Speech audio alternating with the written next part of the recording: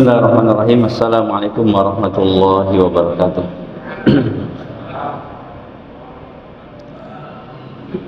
Innal hamdalillah nahmaduhu wa nasta'inuhu wa nastaghfiruh wa na'udzu billahi min shururi anfusina wa sayyiati a'malina. May yahdihillahu fala mudilla lahu wa may yudlil fala hadiya lahu. Asyhadu an la ilaha illallah wahdahu la syarika lahu wa asyhadu anna Muhammadan 'abduhu wa rasuluhu la nabiyya wa la rasula ba'dahu. Allahumma salli wa sallim wa barik ala nabiyyina Muhammadin wa ala alihi wa ashabihi wa man tabi'ahum bi ihsan ila yaumiddin. Tsumma amma ba'd. Bapak Ibu jamaah salat subuh Masjid Al-Muslimun rahimakumullah.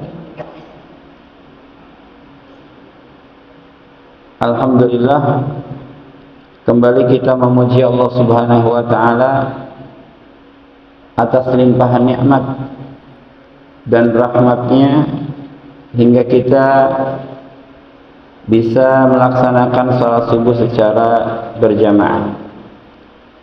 Izinkan saya untuk menyampaikan tema tentang fikih dan keutamaan udhiyah. Yang dimaksud dengan al-udhiyah yaitu asyatu tuzbahu duha yauma 'id taqarruban ila Allah taala. Udhiyah adalah menyembelih kambing pada waktu duha. Jadi udhiyah diambil dari kata waktu duha. Ya. Awal siang duha itu. Pada waktu duha pada hari raya Id dengan tujuan mendekatkan diri kepada Allah Subhanahu wa taala. Walaupun nanti yang disembelih bukan hanya kambing, tetapi penyembelihan pertama oleh Nabi Ibrahim itu adalah kambing, bukan unta atau sapi. Ya. Ada 3 binatang nanti yang akan bisa disembelih, yaitu unta, sapi dan juga kambing. Kemudian tentang hukumnya, ini ada 2 pendapat di kalangan ulama kaum muslimin. Ada yang mengatakan ya, yang pertama udhiyah itu adalah sunnah wajibah ala ahli kulli baitin qadara ahluhu alaiha. Ini pendapat pertama, hukumnya adalah sunnah wajibah. Apa makna sunnah wajibah? Arti sunnah wajibah ini adalah sunnah yang diwajibkan. Ya. Sunnah itu adalah segala sesuatu yang pernah dilakukan oleh Rasul. Itu namanya sunnah. Nah, hukum fikihnya wajib. Menurut satu pendapat, wajib atas setiap keluarga yang mampu melakukannya. Hal ini berdasarkan firman Allah Subhanahu wa taala dalam surah Al-Kautsar, "Fashalli li rabbika wanhar." Salatlah untuk Rabbmu dan sembelihlah binatang kurban itu untuk Rabbmu. Nah, setiap perintah dalam Al-Quran itu hukum asalnya adalah wajib. Wanhar, dan sembelihlah. Sehingga ya sebagian ulama diantaranya Syekh Al-Jazairi, Ibnu Taimiyah dan yang lainnya itu mengatakan wajib bagi yang mampu. Yang tidak mampu tidak wajib. Nah, adapun pendapat yang kedua, dan ini adalah pendapat jumhur atau pendapat mayoritas, hukum menyembelih hewan kurban itu adalah sunnah muakkadah, sunnah yang sangat ditekankan walaupun dia mampu, tidak sampai wajib. Ya, berdalil dengan sabda Rasulullah SAW, ya, hadis yang diriwayatkan oleh Imam Muslim, "Idza ra'aitum hilala dzil hijjah kalau kalian melihat hilal Zulhijjah, wa arada ahadukum ayyudhhiya, dan seseorang di antara kalian ingin berudhiyah atau ingin berkurban, fal yumsik an sya'rihi wa azfarihi hatta yudhi, maka janganlah dia memotong rambutnya dan kukunya sampai hewannya disembelih. Nah, ini kata-kata Rasul, wa arada ahadukum ayyudhhiya, seseorang di antara kalian ingin berkurban. Artinya berkurban diserahkan kepada keinginan masing-masing, menunjukkan sunnahnya. Sebab kalau wajib itu tidak diserahkan kepada keinginan masing-masing, tapi langsung diperintahkan, ya, tidak diserahkan keinginannya kepada masing-masing individu. Nah, ini pendapat mayoritas, ya. Jadi pendapat mayoritas ulama, ya, itu menyembelih hewan kurban hukumnya sunnah muakkadah, ya. Nanti konsekuensi akan berbeda. Bagi yang meyakini wajib, ya, bagi orang yang mampu, maka ketika dia tidak berkurban dia berdosa, sebab meninggalkan salah satu kewajiban. Ya. Bagi yang meyakini berkurban itu adalah sunnah muakkadah, sunnah yang sangat ditekankan, maka dia tidak berdosa walaupun sengaja meninggalkannya dan sebenarnya dia mampu, ya. Maka di salah satu riwayat bahwa Abu Bakar Siddiq radhiyallahu an dan Umar bin Khattab radhiyallahu an pernah meninggalkan berkurban, ya. Mereka pernah tidak berkurban padahal mampu, tujuannya untuk memberikan pengajaran kepada umat bahwa ini bukan wajib, ini adalah sunnah. Nah, kemudian fadilahnya ini banyak sekali, di antaranya sabda Rasulullah sallallahu alaihi wasallam, "Ma 'amila ibnu Adam yawman nahri 'amalan ahabba ila Allah min iraqatid dam." Tidak ada satu amalan seorang manusia yang dilakukan pada hari Idul Adha, yaitu 10 Zulhijjah, amalan yang lebih Allah sukai daripada menumpahkan darah kurban. Jadi mengalirkan darah kurban ini amalan yang paling Allah sukai di tanggal 10 Zulhijjah atau hari raya Idul Adha. Wa innaha la ta'ti yaumal qiyamati biquruniha wa azlafiha wa ash'ariha. Dan kurban ini, hewan kurban ini akan datang pada hari kiamat dengan tanduknya, dengan kukunya, dengan bulu-bulunya, menjadi saksi atas kebaikan orang tersebut.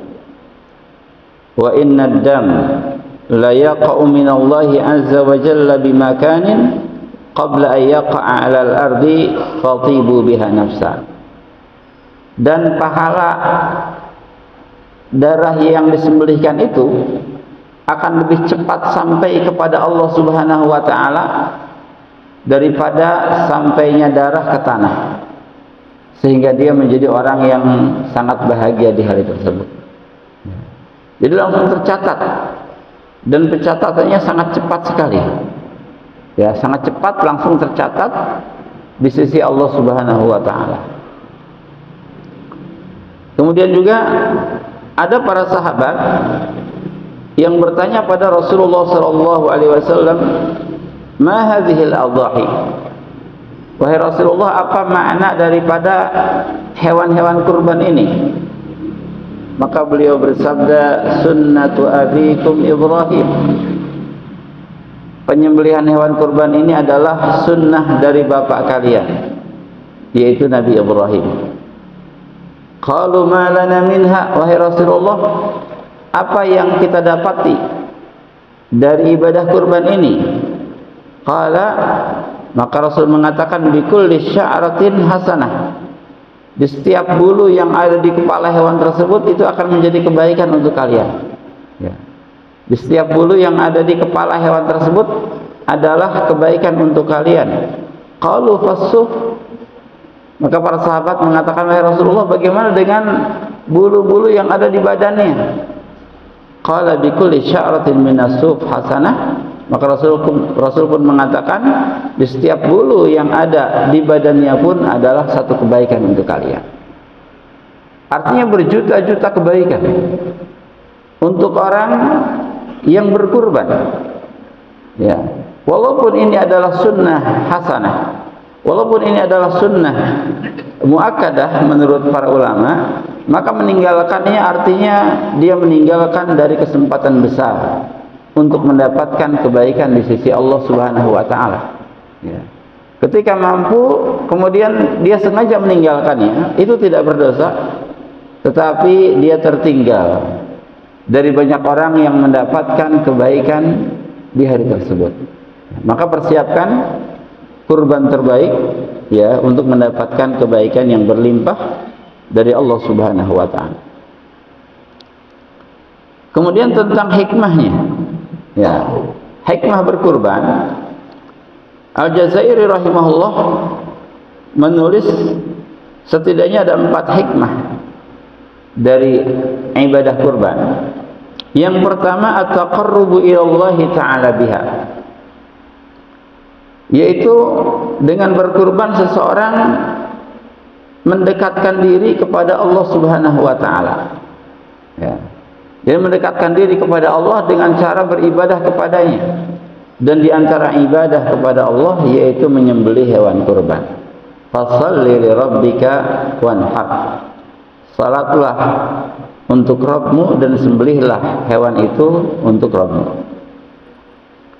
Wa qala azza wa jalla, dan Allah pun berfirman, qul inna salati wa nusuki wa mahyaya wa mamati lillahi rabbil alamin la syarikalah. Katakanlah, sesungguhnya salatku, wa nusuki, sembelihanku. Ya, di antara makna nusuk adalah sembelihan. Wa nusuki, sembelihanku, ya, hidup dan matiku hanya untuk Allah Rabbul Alamin, la syarikalahu, tidak ada sekutu bagi Allah. Jadi ada makna tauhid dalam penyembelihan hewan kurban. Ini hikmah yang pertama, yaitu mendekatkan diri kepada Allah Subhanahu wa taala. Yang kedua, dengan menyembelih kurban berarti ihya'u sunnati imamil muwahhidin Ibrahim al-Khalil alaihi salam, yaitu menghidupkan sunnah Nabi Ibrahim al-Khalil. Al-Khalil ini kekasih Allah Rabbul Alamin, ya, yang mempunyai gelar Khalil. Dari manusia ini hanya 2 orang, yaitu Ibrahim alaihissalam dan Muhammad sallallahu alaihi wasallam. Ya, ini Khalil. Khalil itu kekasih khusus. Ya, Al-Khalil.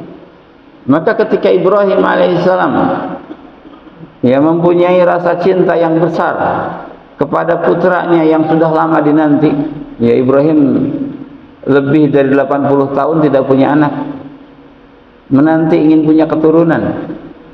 Akhirnya Allah Azza wa Jalla mengabarkan bahwa dirinya akan diberi putra, bahkan banyak keturunan. Maka lahirlah putra pertamanya, itu Ismail. Ya, Ismail ini sangat disukai, sangat dicintai oleh ayahnya, karena juga lama dinanti. Ya, ketika Ismail lahir, diurus ya oleh istrinya sampai besar. Ketika sudah besar, masa-masa sulit mengurus anak sudah hilang. Sebab anak itu ketika lahir itu sulit mengurusnya. Ya, ini masa-masa capek mengurus anak sudah hilang. Anak sudah mulai agak tumbuh besar, bahkan sudah mulai bermanfaat untuk orang tuanya. Ismail sudah mulai bermanfaat untuk Ibrahim. Kasih sayang orang tua semakin besar. Ketika itulah Allah Azza wa Jalla menguji, ya, kepada Nabi Ibrahim, mana yang lebih dia cintai, apakah perintah Allah ataukah anaknya. Maka tidak tanggung-tanggung cobaannya, ya, bukan menyembelih kambing pada waktu itu, tapi sembelih putramu. Ya, sembelih Ismail. Tapi Ibrahim yang namanya Al-Khalil, dia adalah kekasih Ar-Rahman, juga sangat mencintai Allah Azza wa Jalla. Tidak ada duanya. Tanpa ragu Ibrahim alaihissalam pun taat kepada Allah Azza wa Jalla, siap untuk menyembelih putranya. Ya, semuanya sudah disiapkan, penyembelihan sudah disiapkan, pisau sangat tajam sudah disiapkan, bahkan Ismail pun sudah dibaringkan. Tidak ada yang harus dilakukan kecuali tinggal penyembelihan saja. Maka di menit-menit terakhir itulah Allah Azza wa Jalla ya menurunkan firman-Nya untuk tidak jadi menyembelih Ismail karena sudah terbukti. Jadi cukup pembuktian. Karena sudah terbukti, kemudian Allah berfirman, wa fadainahu bidzibhin azim. Dan kami ganti penyembelihan Ismail dengan domba yang besar. Ya. Bahagia sekali Nabi Ibrahim karena sudah mendapatkan pahala dari Allah Azza wa Jalla, sudah membuktikan kecintaan dari Allah Azza wa Jalla, juga tidak kehilangan putranya. Maka ini sunnah yang pertama, menyembelih hewan kurban dengan kambing. Ya, menyembelih hewan kurban dengan kambing. Nah, yang ketiga di antara hikmahnya yaitu at-tawsi'ah 'alal 'iyal yaumal 'id wa isya'atur rahmah bainal fuqara wal masakin. Menyembelih hewan kurban ya, di antara hikmahnya yaitu memenuhi kebutuhan daging untuk keluarga pada hari raya Idul Adha, dan juga menyebar rahmat dan kasih sayang dengan memberikan daging kepada fakir miskin dan juga para tetangga. Ya. Ini. Jadi memenuhi kebutuhan daging keluarga dan juga seluruh kaum muslimin. Ini maknanya, makna daripada Aid atau hikmahnya. Dan yang keempat, hikmah yang keempat yaitu syukrullahi ta'ala ala ma sakhkhara lana min bahimatil an'am. Sebagai rasa syukur kepada Allah Subhanahu wa taala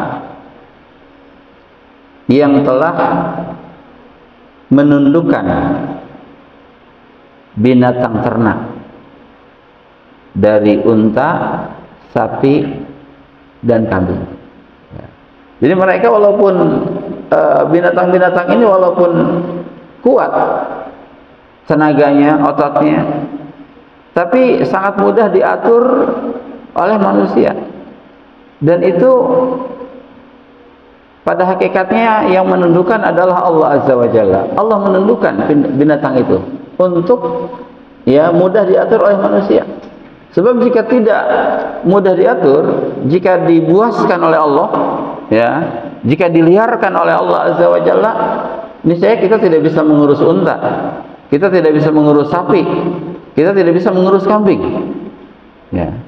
Tapi ini semuanya dimudahkan oleh Allah Azza wa Jalla, dan itu adalah satu nikmat, satu anugerah dari Allah untuk manusia.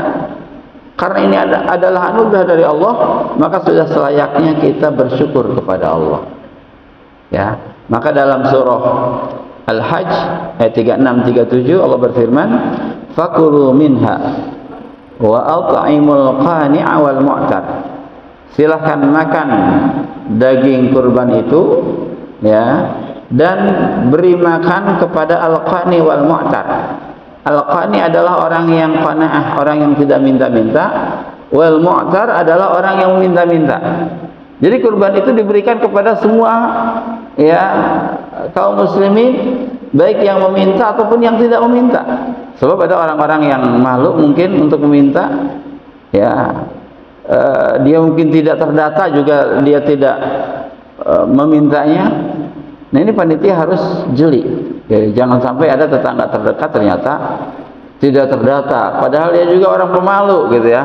Akhirnya dia tidak makan daging. Ya.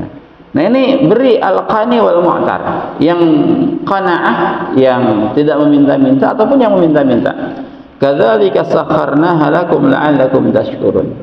begitulah kami tundukkan binatang-binatang itu untuk kalian. Moga-moga kalian bersyukur. Ya, kami tundukkan unta buat kalian, kami tundukkan sapi, kambing buat kalian. Moga-moga kalian bersyukur. La yanalallaha luhumuha wala dima'uha walakin yanaluhu taqwa minkum. Darah, daging dan darahnya tidak sampai kepada Allah. Yang sampai kepada Allah adalah ketakwaan di antara kalian. Ya. Darahnya ya sampai kepada orang yang menyembelih, dagingnya sampai kepada masyarakat, bukan kepada Allah Azza wa Jalla. Ya. Yang sampai kepada Allah adalah ketakwaan di antara kalian. Maka dari sini pun kita harus mengikhlaskan penyembelihan karena Allah Azza wa Jalla, karena takwa. Ya, karena takwa, bukan karena malu dengan tetangga. Tetangga saya menyembelih, saya malu kalau enggak beli kambing. Tidak begitu. Tapi karena ketakwaan kepada Allah Subhanahu wa taala. Dan juga jangan mengecilkan orang yang bawa kambing kecil misalkan. Ya, ini si fulan kambing paling kecil nih. Bisa jadi kambing yang kecil itu mengalahkan orang yang berkurban sapi pahalanya. Dikarenakan didorong oleh keikhlasan yang besar kepada Allah Azza wa Jalla, dan dia memang tidak mampu membeli kecuali kambing seharga itu. Yang Allah lihat bukan jumlah dagingnya, bukan jumlah bobotnya, tetapi adalah ketakwaan kepada Allah Subhanahu wa taala. Ya. Walaupun ketika kita mampu membeli yang terbesar diiringi dengan keikhlasan karena Allah Azza wa Jalla, maka itu terbaik. Dan jangan sampai kita tidak jadi membeli kambing terbesar hanya takut disebut riya. Nah, ini dipermainkan oleh setan juga. Ya, saya nggak mau beli yang terbesar Ya, bisik disebut riya. Takut disebut riya oleh tetangga yang biasa saja belinya. Nah, ini juga kesalahan.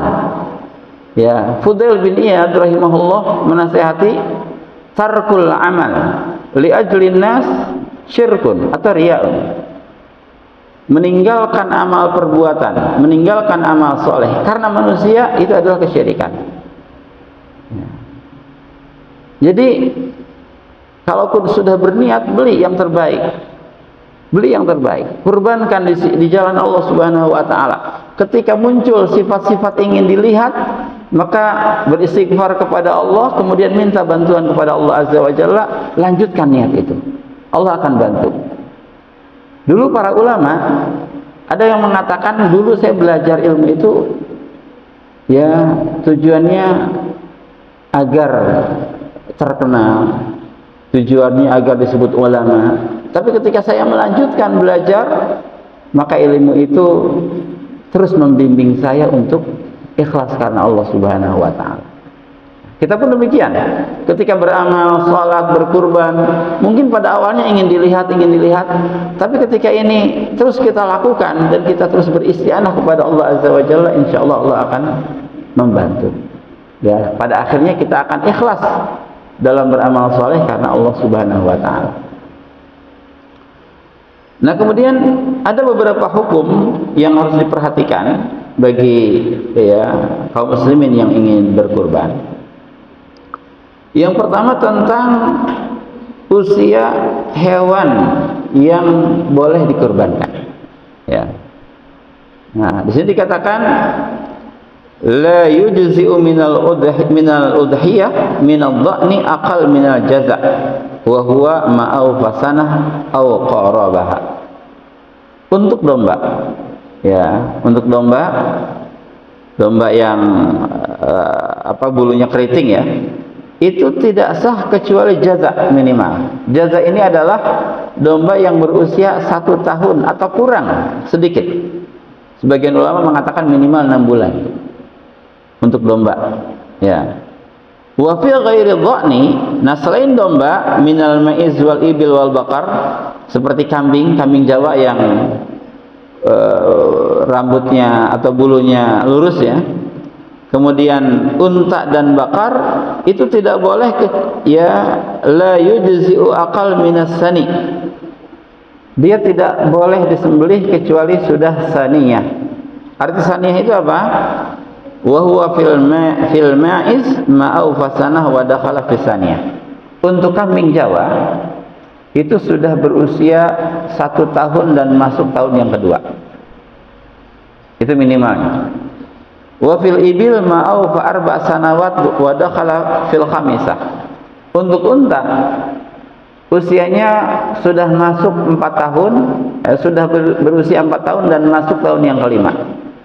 Sebagian ulama mengatakan masuk tahun yang kelima, sudah usia 5 tahun masuk tahun yang ke-6 untuk unta.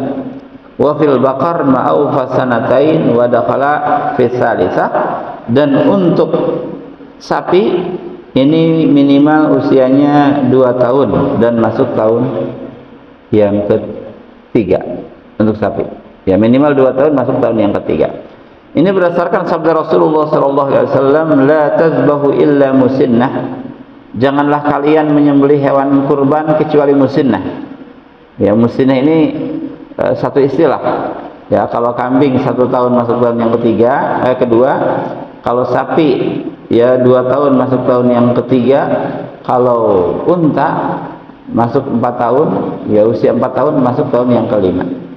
Illa ayyusir alaikum fatazbahu jaza'atan min adh-dha'ni, kecuali kalau kalian kesulitan maka boleh menyembelih jaza'ah dari dha'n. Jaza'ah ini usianya 6 bulan ke atas. Nah, dari sini pun kita mengetahui bahwa hewan yang bisa disembelih dalam kurban ini jumhur ulama mengatakan hanya 3. Hanya unta, sapi dan kambing. Dan tidak bisa berkurban dengan selainnya. Baik yang lebih mahal ataupun yang lebih murah. Ya. Baik yang lebih mahal ataupun yang lebih murah. Seorang ingin menyembelih kudanya 1 miliar harganya. Ya, untuk kurban itu enggak sah menurut jumhur. Ya, jadi bukan masalah mahal atau murah. Ya, karena berkurban ini memang ibadah yang sudah ditentukan binatangnya. Ya, tidak bisa berkurban dengan ayam, tidak bisa berkurban dengan menyembelih burung, menyembelih rusa misalkan, nggak bisa. Ya. Harus ketiga jenis ini, antara unta, sapi atau kambing. Nah, kemudian bagaimana dengan kerbau? Nah, kerbau ini dikhilafkan. Sebagian ulama mengatakan boleh berkurban dengan kerbau. Ya, alasannya kerbau itu hampir sama dengan sapi, dikiaskan. Ketika sapi boleh, maka kerbau pun boleh. Ya, itu pendapat sebagian ulama karena dikiaskan. Nah, sebagian lagi mengatakan tidak boleh. Sebab teks Al-Quran atau As-Sunnah tidak pernah menyebut kerbau. Ya, hanya menyebut sapi saja. Walaupun banyak persamaan antara kerbau dengan sapi, tapi perbedaannya pun tidak sedikit. Ya. Maka ya kalau bapak-bapak ingin membeli ada kerbau ada sapi, beli sapi. Karena sudah pasti disepakati. Ya. Tapi kalau ada orang yang ingin berkurban dengan kerbau, maka panitia pun tidak boleh menolak. Kita hormati pendapatnya. Ya. Tidak boleh menolak, sembelih saja. Bismillah, Allahu Akbar, sembelih. Ya, sebab ada juga ulama yang membolehkannya, mendukungnya. Ya, jadi kalau bawa binatangnya silahkan apapun. Tapi kalau ingin beli, ini masih ada rupiah nih, kerbau atau sapi, maka beli yang sudah pasti saja, yaitu sapi. Ya. Nah, kemudian kondisi binatang, ya, salamatuha. La yujzi'u minal udhiyah siwa salimah min kulli naqsin fi ya khilqatiha. Jadi tidak boleh menyembelih hewan kurban kecuali hewan kurban yang memang sehat. Ya. Dia yang sempurna. Ya, fala tujzi'ul awra walal arja walal ya adba. Ya. Tidak boleh menyembelih hewan kurban yang buta. Tidak boleh menyembelih hewan kurban yang pincang atau al-adba, maksuratul qurun. Ya, yang sudah pecah tanduknya itu tidak boleh. Ya, kalau ada kambing pincang misalkan itu jangan dibeli. Ya, kecuali kalau untuk dimasak ya nggak apa-apa. Ya, untuk dimasak mah nggak apa-apa. Tapi kalau untuk dikurbankan tidak boleh. Tapi kalau untuk disembelih untuk dimasak, untuk bagi-bagi tetangga dagingnya itu silahkan. Ya, tapi kalau dikurbankan tidak boleh. Ini berdasarkan sabda Rasulullah SAW, arba'un la tajuzu fil adhahi. Ada 4 sifat yang tidak boleh dijadikan sebagai hewan kurban. Al-awra al-bayyin awruha, yang pertama yang pecak, yang jelas kepecakannya. Ya, mungkin dokter hewan tahulah mana kambing pecak, mana yang tidak pecak. Ini pecak saja tidak boleh, apalagi buta dua-duanya. Itu tidak boleh. Ya, silahkan sembelih, dijual dagingnya, tapi bukan untuk dikurbankan. Ya, itu yang pecak, yang jelas pecaknya. Wal maridah al-bayyin maraduha, hewan yang sakit, yang jelas sakitnya. Kalau nggak jelas masih bisa. Ya, tapi kalau sudah jelas sakitnya maka tidak boleh. Al-arja al-bayyin dhala'uha, yang pincang, yang jelas pincangnya. Wal kasirah allati la tunqi, dan hewan yang sangat kurus yang tidak punya daging. Nah, ini tidak boleh dikurbankan. Ya. Nah, ini 4 sifat hewan yang tidak boleh dikurbankan. Ya. Nah, kemudian hewan apa yang paling afdal? Ya. Nah, yang paling afdal ini dikatakan oleh sebagian ulama, ini juga khilaf ya. Sebagian ulama mengatakan yang paling afdal itu adalah kambing yang besar. Alasannya, kambing inilah yang dijadikan kurban pertama oleh Nabi Ibrahim. Jadi ketika Allah menggantikan Ismail, itu bukan dengan sapi, bukan dengan unta, tapi dengan kambing. Nah, ini menjadi sunnah pertama, sehingga berkurban dengan kambing yang gemuk itu lebih baik, lebih afdal. Pendapat Syafi'iyah itu bukan kambing, yang paling afdal adalah unta. Ya, kurban unta sendiri, ya, maksimalnya 7 orang atau 10 orang sebagian kaul. Kemudian sapi sendiri, atau maksimalnya 7 orang. Ya, sapi 2 orang boleh, sapi 3 orang patungan boleh, ya hanya 3 orang, atau 4 orang atau 5 orang, maksimal 7 orang. 10 orang patungan sapi bukan kurban, itu daging biasa. Ya, maksimalnya adalah 7. Kalau sendiri itu lebih afdal. Nah, dalam mazhab Syafi'i yang paling afdal adalah unta, baru sapi, baru kambing. Alasannya, mana binatang yang lebih banyak dagingnya? Semakin banyak dagingnya itu akan semakin bermanfaat untuk kaum muslimin. Maka itu yang lebih afdal. Juga berdalil dengan hadis yang menerangkan tentang orang yang masuk ke masjid di hari Jumat di waktu pertama seolah-olah berkurban dengan unta. Unta dulu yang disebut. Ketika dia masuk ke masjid di waktu yang kedua seolah-olah berkurban dengan sapi. Ketika masuk masjid di waktu yang ketiga seolah-olah berkurban dengan kambing. Ketika masuk ya di waktu yang keempat seolah-olah berkurban dengan ayam, sampai berkurban dengan telur. Walaupun ini nggak boleh berkurban di Idul Adha dengan ayam dan telur, ya, tapi pahalanya seperti itu. Ya. Nah, maka ya ini dikhilafkan. Ya. Nah, Aisyah radhiyallahu anha pernah mengatakan, ya, inna Nabiya sallallahu alaihi wasallam dhaha bi kabshin aqran yata'u fi sawad wa yamshi fi sawad wa yanzuru fi sawad. Jadi Rasulullah sallallahu alaihi wasallam pernah berkurban dengan domba yang besar. Ya. Akran itu tanduknya sudah keluar, sudah muncul. Ya. Tanduknya sudah besar. Kemudian kambing ini ketika berjalan di atas kaki yang hitam, ya, ketika duduk di atas perut yang hitam, ketika melihat dengan kepala yang hitam. Artinya kambing yang Rasul sembelih itu adalah kambing berwarna putih tetapi sebagian bulunya itu sudah berwarna hitam. Itu menunjukkan kedewasaan kambing tersebut. Jadi ini adalah di antara sembelihan yang paling afdal, menyembelih dengan kambing super, ya, mungkin 45 kilo atau mungkin lebih, ya. Ini kambing yang super, yang sudah dewasa, yang sudah keluar tanduknya. Nah, dari sini pun maka kita mengetahui bahwa berkurban dengan kambing jantan itu lebih afdal daripada berkurban dengan kambing betina.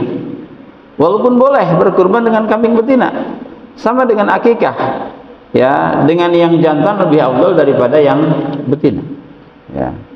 Sehingga mayoritas kaum muslimin sekarang berkurban dengan kambing jantan. Nah, ini pun ada hikmah kenapa dalam Islam yang jantan diafdalkan, ya, karena ya jantan itu kalaupun banyak yang mati nggak masalah, yang pasti bibitnya harus ada, ya. Jantan tinggal 1 tapi betinanya ada 10, kan masih bisa dikembangbiakan, ya. Jantannya tinggal 1 tuh, tapi betinanya ada 10, masih bisa dikembangbiakan daripada betinanya tinggal 1, jantannya 10. Itu susah itu, ya, susah, pengembangbiakannya susah. Ya, maka alhamdulillah sampai sekarang kambing itu banyak, ya, kambing nggak punah. Karena mayoritas yang disembelih adalah yang jantan-jantan tuh, ya, di hari raya Idul Adha. Jadi hikmahnya sangat besar sekali. Walaupun tidak masalah ketika berkurban dengan betina, itu tidak apa-apa, ya, hanya afdhaliyah saja. Nah, kemudian yang harus diperhatikan yaitu waktu zabhiha. Kapan waktu penyembelihan itu? Nah, waktu penyembelihan itu adalah sabahu yaumil id ba'da shalah, yaitu salatul id. Pada pagi hari di hari raya Idul Adha, yaitu tanggal 10 bulan Dzulhijjah, setelah salat, ya, fala tujzi'u qablahu abada. Kalau disembelih sebelum salat maka itu bukan kurban. Ya, orang menyembelih setelah subuh sendiri, ingin cepat-cepat makan daging, ya, dia belum salat Id, maka itu bukan daging kurban, itu daging konsumsi biasa, ya, sama dengan daging yang ada di pasaran nilainya, nggak ada pahala kurbannya. Syaratnya harus kaum muslimin di daerah tersebut sudah salat Id, ya. Maka kalau panitia kedapatan titipan hewan kambing atau sapi dari Saudi misalkan, ada beberapa yayasan di Indonesia yang banyak ketitipan, ya, dari Saudi, itu harus dipisah mana kurban dari Saudi atau dari mana gitu, ya, mana kurban dari lokal Indonesia. Kalau yang dari luar, dari Saudi misalkan, maka tidak boleh disembelih kecuali setelah zuhur, sebab mereka belum sholat Id nih, bedanya 4 jam kurang lebih, ya. Kalau setelah zuhur mereka kemungkinan sudah salat Id, ya, maka disembelihnya setelah zuhur saja, ya. Atau ada orang Amerika misalkan nitip sini, silakan saja, diperkirakan saja kira-kira mereka salat Idnya kapan, ya. Kalau mereka sudah salat Id maka sembelih titipan itu, sebelumnya maka tidak boleh, ya. Jadi tidak boleh menyembelih sebelum salat Id.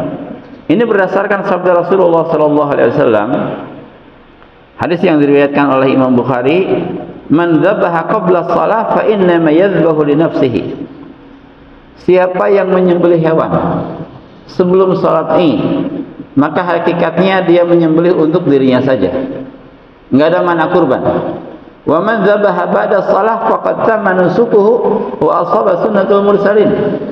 Adapun orang yang menyembelih setelah salat Id, maka sudah ia sempurna kurbannya dan sudah sesuai dengan sunnah kaum muslimin, ya. Wa asaba sunnatul muslimin, ya, dia sudah sesuai dengan sunnah kaum muslimin.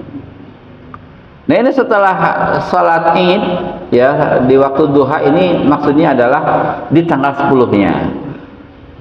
Tanggal 11, 12, 13 ini pun hari penyembelihan, ya. Kalau tanggal 11, 12, 13 ini ayam tasyrik, Rasul mengatakan kullu ayyami tasyrik zabhun. Setiap hari tasyrik itu adalah hari penyembelihan. Nah, ini boleh di pagi hari setelah subuh juga nggak apa-apa, atau di malam hari juga nggak apa-apa, ya. Tapi startnya adalah setelah sholat Id di hari raya Idul Adha, dan akhirnya adalah ya sebelum maghrib di akhir tasyrik, tanggal 13 bulan Dzulhijjah. Ya. Jadi kalau kita belum punya uang kecuali tanggal 11 Dzulhijjah, maka silakan tanggal 11 beli kambing, sembelih. Itu termasuk kurban yang diterima oleh Allah Azza wa Jalla. Ya. Itu. Nah, kemudian apa yang disunahkan ketika menyembelihnya? Nah, ketika menyembelih, ya, yaitu disunahkan menghadapkan hewan kurban ke kiblat. Ini sunnah, tidak wajib. Ya, ketika pun ke selain kiblat juga sah. Ya. Ya, wa yustahabbu 'inda dzabhiha ay wajhaha ila al-qiblah. Ya. Dihadapkan ke kiblat, ya. Wa idza bashara dzabha yaqul bismillah wallahu akbar. Allahumma hadza minka walak. Nah, ketika akan menyembelih atau di saat menyembelih, boleh berbarengan atau boleh akan, ya, mengucapkan bismillah Allahu akbar. Allahumma hadza minka walak. Ya Allah, ini darimu dan untukmu. Kambing ini dari Allah, dan juga menyembelihnya karena Allah Subhanahu wa taala. Ya, atau boleh mengatakan Allahumma hadza anni wa an ahli. Bismillah Allahu akbar, Allahumma hadza anni wa an ahli. Ya Allah, ini dariku dan dari keluargaku. Bismillah Allahu akbar. Atau bismillah Allahu akbar, ya Allah, ini dariku dan dari keluargaku. Kalau kita berkurban dan bisa menyembelih, maka lebih baik disembelih dengan tangan sendiri dan tidak apa-apa diwakilkan kepada orang lain. Ya, kalau diwakilkan kepada orang lain, ya, kita menyembelih punya Bapak Ahmad misalkan, bismillah Allahu akbar, ya Allah, ini dari Bapak Ahmad, langsung sembelih. Atau ya Allah, ini dari Bapak Ahmad, bismillah Allahu akbar. Itu boleh seperti itu, bolak-balik boleh lah. Ya. Nah, untuk bismillah Allahu akbarnya tidak boleh diterjemahkan ke dalam bahasa Indonesia. Ya, sebab mudah sekali. Tapi kalau ya Allah, ini dari Bapak Fulan, itu silakan pakai bahasa Indonesia pun nggak apa-apa. Ya, tapi kalau bismillah Allahu akbarnya tidak diterjemahkan. Nah, ini disunahkan ketika menyembelih. Ya. Nah, kemudian tata cara pembagiannya. Nah, qismatu hal mustahabbah. Yustahabbu ayyuqassam al-udhiyah salasan. Jadi hewan kurban ini nanti setelah disembelih itu dibagi 3. Ya'kul ahlahu bihi, ya'kul ahlul bait sulusan. Yang pertama, sahibul kurban itu boleh mengambil dan memakannya sepertiga, maksimal sepertiga. Ya. Kambing misalkan yang 30 kilo, bersihnya biasanya kurang lebih 15 kilo. Nah, berarti dia ngambil 5 kilo tuh maksimal. Ya, maksimal sahibul kurban itu sepertiga. Ya, boleh mengambilnya. Nah, kemudian sepertiga yang kedua disodakohkan, sepertiga yang ketiga dihadiahkan. Nah, kalau sodakoh berarti diberikan kepada fakir miskin, itu namanya sodakoh. Kalau hadiah tidak disyaratkan miskin. Ya, orang-orang yang mampu pun itu berhak mendapatkan daging kurban. Ya, para tetangga, apalagi tetangga, ya, itu berhak mendapatkan daging kurban. Tidak memandang miskin atau tidak miskin. Kalau yang menerimanya adalah orang miskin, itu artinya sodakoh. Kalau yang menerimanya adalah orang kaya, itu namanya hadiah. Berbagi kebahagiaan di hari raya Idul Adha. Ya. Nah, ya, Rasul bersabda, "Kulu waddakhiru wa tasaddaqu." Silahkan makan daging kurban itu, silahkan simpan, ya, tidak harus habis hari itu, boleh seminggu atau mungkin 2 minggu, ya. Kemudian bersedekahlah. Nah, maksimalnya sepertiga, ya. Jangan minta setengahnya. Nggak ada mana sedekahnya nanti. Ya, jangan minta setengahnya. Ada orang yang berkurban tetapi seolah-olah hanya nitip disembelihin saja. Dia mintanya terlalu banyak, ya, hanya nitip disembelihin saja, gitu ya. Nah, ini. Nah, kemudian ujratu jazriha min ghairiha. Nah, ini. Tidak boleh mengupah. Tidak boleh mengupah para jagal atau para penyembelih dengan dagingnya. Ya, tidak boleh mengupah para penjagal dengan dagingnya. Ini berdasarkan riwayat dari Ali radhiyallahu anhu. Amarani Rasulullah sallallahu alaihi wasallam an aquma ala badana. Aku diperintahkan oleh Rasul sallallahu alaihi wasallam untuk mengurus unta yang disembelih. Wahai Ali, sembelih unta ini, ya. Wa an atasaddaqa bi luhumiha wal juludiha wa jilaliha. Dan aku diperintahkan oleh Rasul untuk mensedekahkan semuanya, baik kulitnya, dagingnya ataupun yang lainnya. Wa alla u'tiyal jazira minha syai'a, dan aku dilarang untuk memberikan, mengupah ya pemotong itu dengan dagingnya. Wa nahnu nu'tihi min indina, dan kami mengupah penjagal itu dengan ya dengan harta dari kami. Artinya harus ada uang operasional. Orang yang nitip kambing di sini misalkan operasionalnya 200.000 misalkan. Ya 200.000 untuk siapa? Untuk diberikan kepada penjagalnya, untuk yang ngulitinnya atau buang kotorannya. Orang yang nitip sapi di sini misalkan 1 juta. 1 juta buat apa operasionalnya?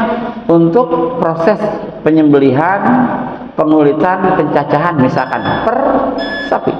Ya.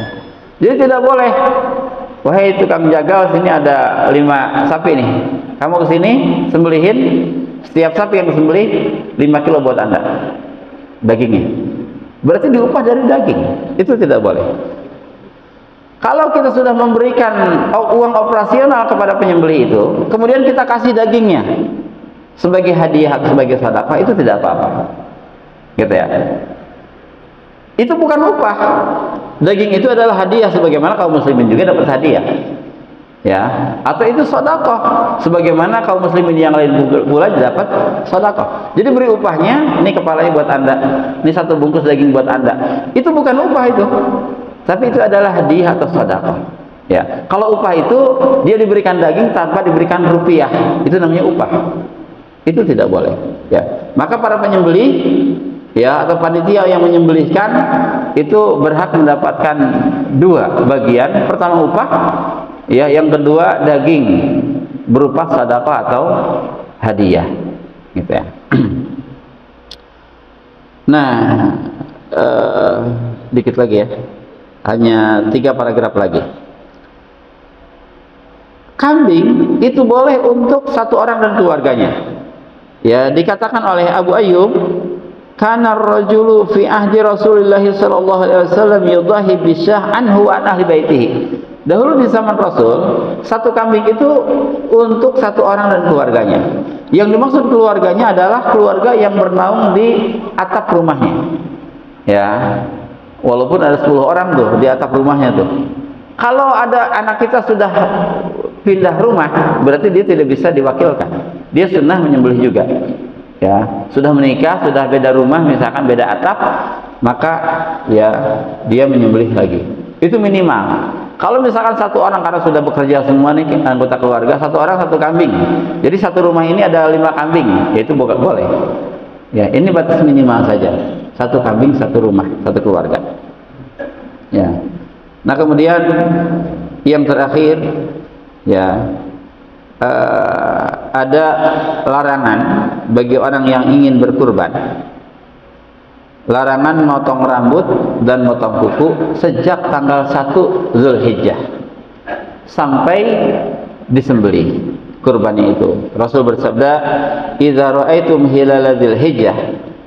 Kalau kalian melihat hilal Zulhijjah. Sekarang tanggal berapa Zulqa'dah, Pak? Ada yang tahu nggak? Berapa? 17? Hah? 16? 16 atau 17 ya? Pokoknya begitulah. Ya. Kalau sekarang tanggal 17 Zulqa'dah, maka ya nanti pada tanggal 29 Zulqa'dah itu akan dilihat pemantauan hilal. Ya. Apakah di malam itu terlihat hilal ataukah tidak? Kalau terlihat hilal, maka tetapkan itu adalah 1 Zulhijjah. Tanggal 10 adalah hari raya Idul Adha. Nah, sejak tanggal 1, sejak maghrib itu tidak boleh gunting kuku, tidak boleh cukur rambut bagi sahibul kurban. Bagi dia yang berkurban. Hanya dia yang mengeluarkan hartanya. Untuk keluarganya itu masih boleh gunting rambut, masih boleh gunting kuku. Tapi untuk yang mengeluarkan dananya itu tidak boleh, ya, gunting rambut, gunting kuku, ya. Jadi idza ra'aitum hilal Dzulhijjah, kalau kalian melihat hilal Dzulhijjah, wa arada ahadukum ayyudhahi, dan seseorang di antara kalian ingin berkurban, fal yumsik an sya'rihi wa azfarihi hatta yudhahi, maka hendaknya dia menahan kukunya dan rambutnya sampai hewan itu disembelih. Ya. Ini sebagai bentuk tasyabbuh dengan orang yang sedang ihram. Ya, sebab orang yang ihram haji itu mereka tidak boleh gunting rambut, tidak boleh gunting kuku sampai tahallul. Ya, walaupun larangan ihram lebih banyak dari itu. Ya, tetapi ya kita hanya dilarang untuk gunting rambut atau gunting kuku bagi sahibul kurban. Wallahu alam, ya, karena sudah terdengar juga waktu syuruk, ya. Kalau ada yang ingin menambahkan atau menanyakan, mangga saya persilahkan.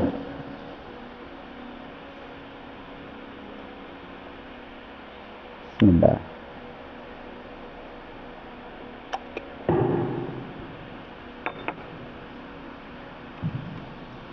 Assalamualaikum warahmatullahi wabarakatuh. Waalaikumsalam. Saya mau bertanya, ini kebetulan mungkin untuk tiga pemangku kepentingan.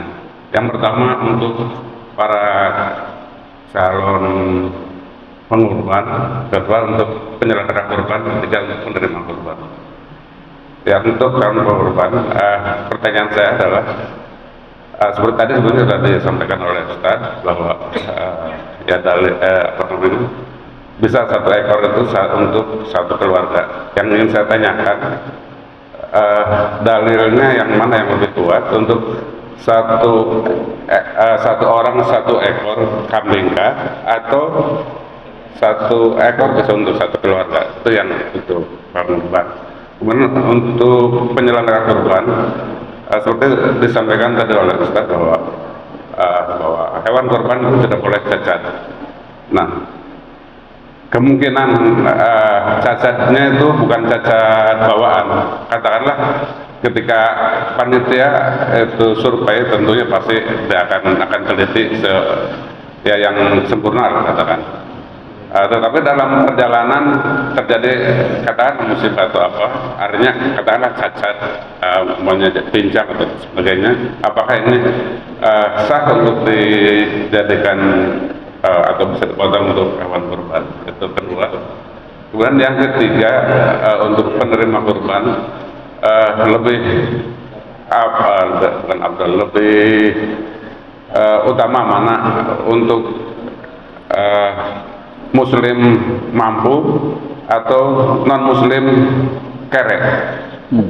Itu artinya mana yang lebih kita utamakan untuk sebagai penyelenggara kurban? Terima kasih. Assalamualaikum warahmatullahi wabarakatuh.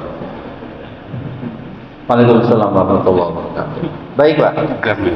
Yang pertama yang roji, ya, ini berdasarkan perkataan sahabat Abu Ayyub Al-Ansari radhiyallahu anhu. Ya, jadi kana rajulu fi ahdi Rasulillah sallallahu alaihi wasallam yudhi bisyati anhu wa an ahli baitihi. Jadi satu kambing itu untuk atas nama dirinya dan keluarganya. Ini Rasul menyebut batas minimal. Ya, batas minimal. Artinya boleh. Ya, jadi yang berkurban satu diserikatkan pahalanya untuk semuanya. Itu boleh.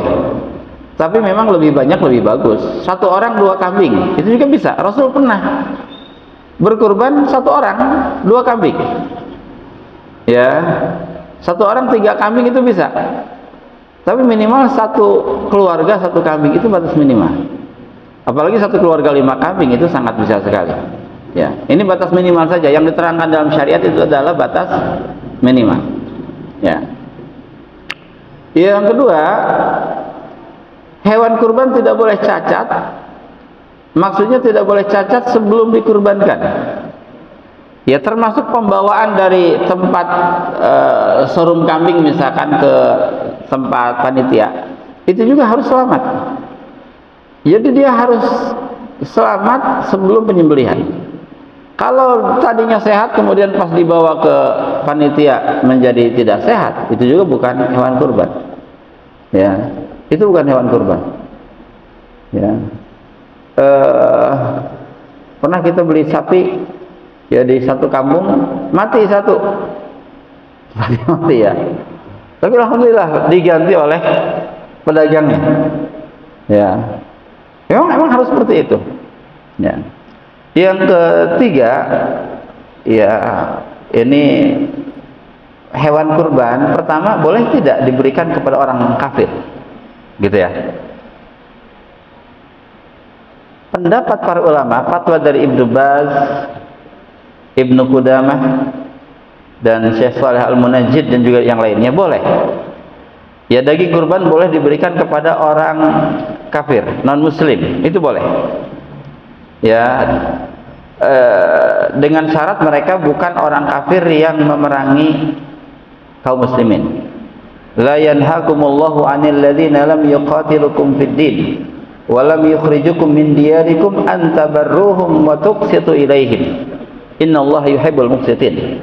Ya, jadi Allah Subhanahu wa taala tidak melarang kalian ya kepada orang kafir yang tidak memusuhi kalian untuk berbuat baik kepada mereka dan berbuat adil terhadap mereka. Nah, di antara berbuat baik adalah memberikan makanan. Dan makanan daging kurban itu adalah makanan sunnah, bukan makanan wajib. Sembelihan itu adalah sunnah, bukan wajib. Beda dengan zakat. Kalau zakat tidak boleh diberikan kepada kafir. Tapi kalau kurban, karena itu memang tidak wajib, itu boleh diberikan kepada orang kafir.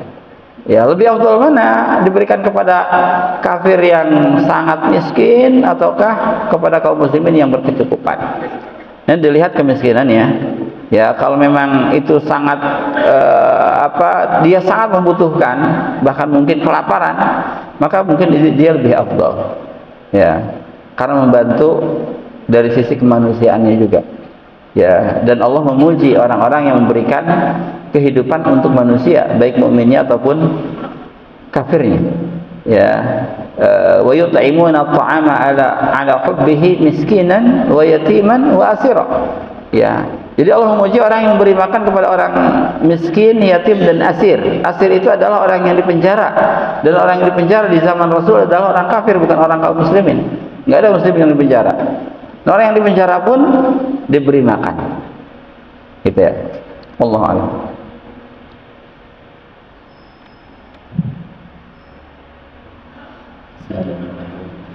Ustaz, kalau dilihat dari sisi pengorban, lebih apabila dana terbatas gitu ya untuk beli satu domba atau kambing, apakah lebih baik beli satu ekor domba kambing atau ikut gabung di sapi yang 7 orang satu?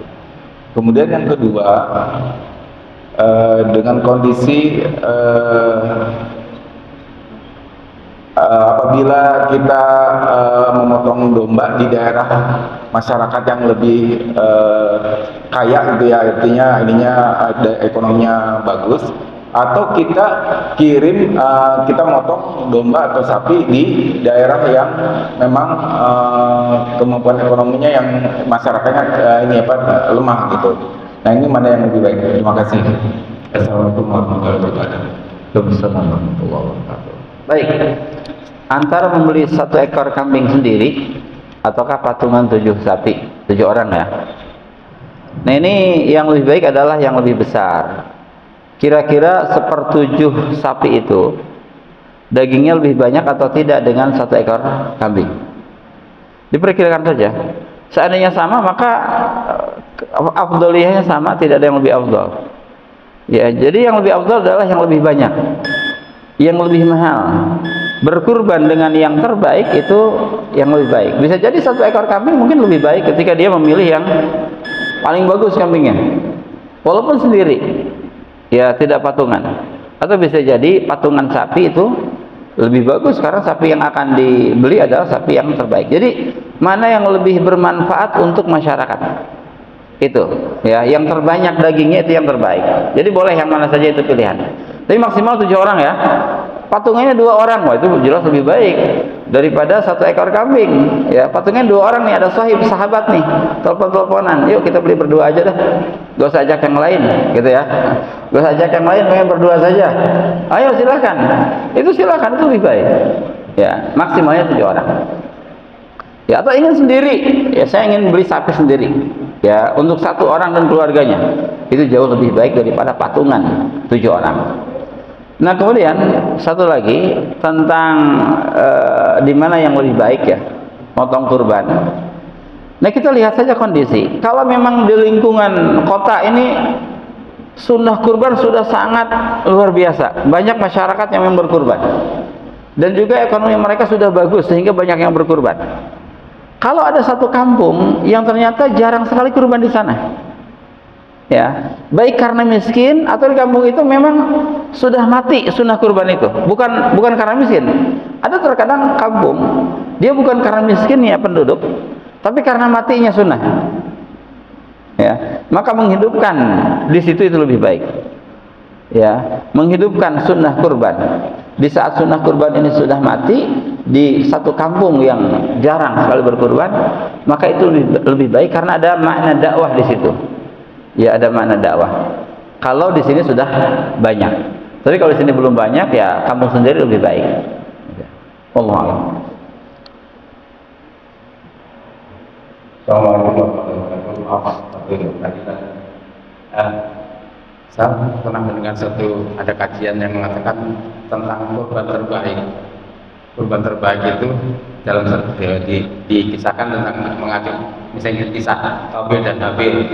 Qabil itu tidak diterima karena kurban terbaik, gitu.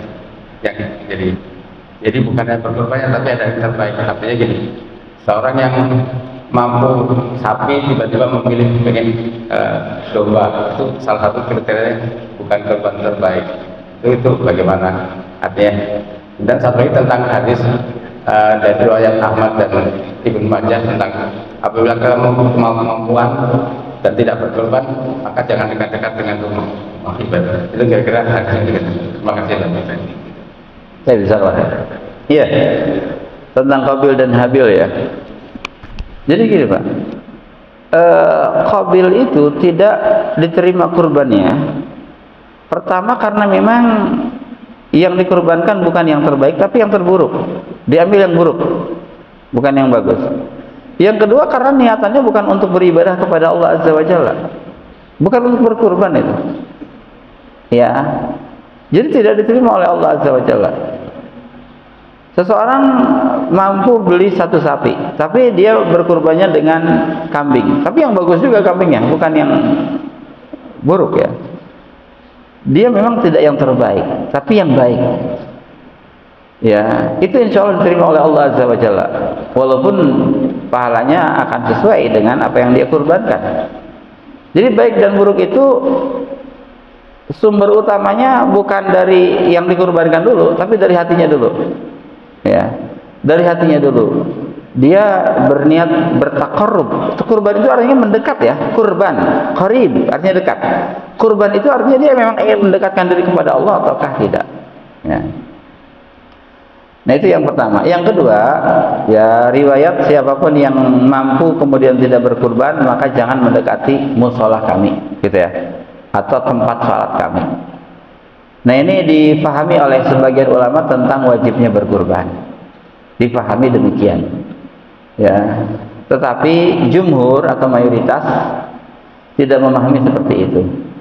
Ya, tidak memahami tentang berdosanya orang yang tidak berkurban padahal dia mampu. Tapi ini adalah satu anjuran yang sangat ditekankan. Satu anjuran yang sangat ditekankan berdasarkan riwayat tadi. Ya, siapapun di antara kalian yang melihat hilal Dzulhijjah dan ingin berkurban, maka tahan kuku dan rambutnya. Wallahu alam. Saya kira cukup ya, sudah jam 6:04. Mohon maaf atas segala kekurangan. Mudah-mudahan Allah Azza wa Jalla menambahkan ilmu dan hidayah untuk kita semuanya. Subhanaka Allahumma wa bihamdika asyhadu an la ilaha illa anta astaghfiruka wa atubu ilaik. Assalamualaikum warahmatullahi wabarakatuh.